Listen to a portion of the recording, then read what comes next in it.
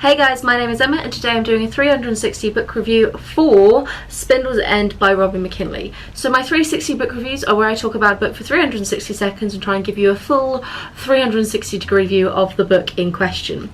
Today, as I just said, we're talking about Spindle's End by Robin McKinley. This is a YA book that is a retelling of Sleeping Beauty. First published in 2002, it sits quite firmly in the middle of Robin McKinley's kind of back catalogue.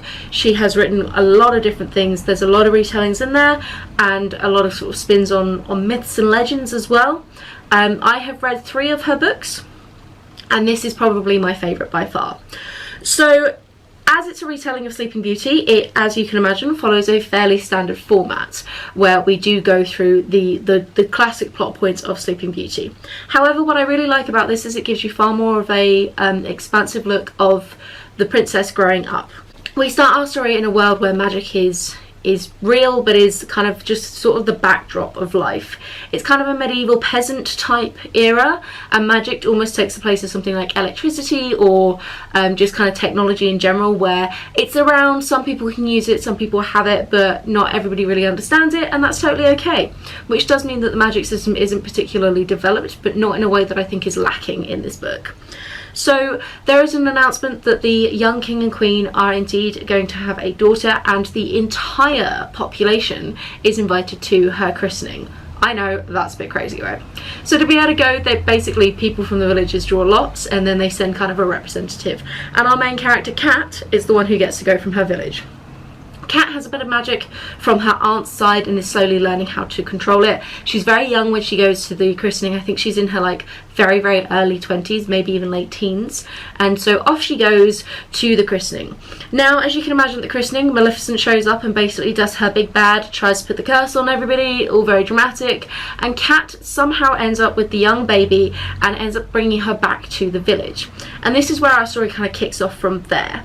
So we follow Rosie, the young princess growing up, who does not know that she is a princess and that she has this curse put on her. And it's about her dealing with just growing up in general, knowing that she is different to everybody around her, but not being really able to know why, and also the underlying threat of Maleficent and this curse that's going to hit her on her 21st birthday, and Kat and her aunt desperately trying to come up with a way to break this curse. One of the things that I really love about this book is I think that the character development is amazing through it. One, Rosie, just like seeing her grow up and become this amazing woman is absolutely fantastic, and I think it's amazing watching that character development go through. But one thing I really love about this is the amount of development that the secondary characters get. So Kat, we meet first when she is so young and naive and inexperienced and nervous about the world, and we get to watch her flourish and grow into this amazing fully grown woman with a family of her own who can like wield magic with a power that she didn't really know that she had.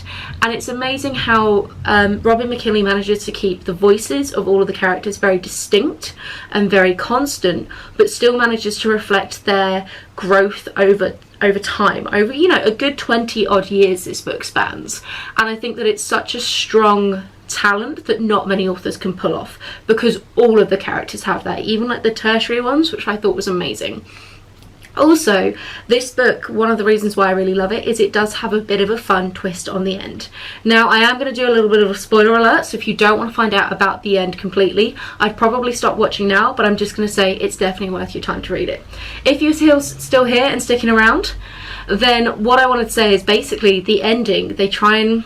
Rosie, when she's growing up, she gets very close to one of her neighbours and her neighbour's daughter Peony, and they basically become absolute best friends. And then when it becomes discovered that Rosie is actually the princess, they basically do a bit of a switcheroo and try and convince the whole world that it was Peony who was the princess rather than Rosie. And now what happens is Peony ends up being the one under the spell, so rather than just some like generic Prince Charming who goes off to save the princess damsel in distress, it's actually Rosie, the real princess herself, who gets to have that showdown with Maleficent.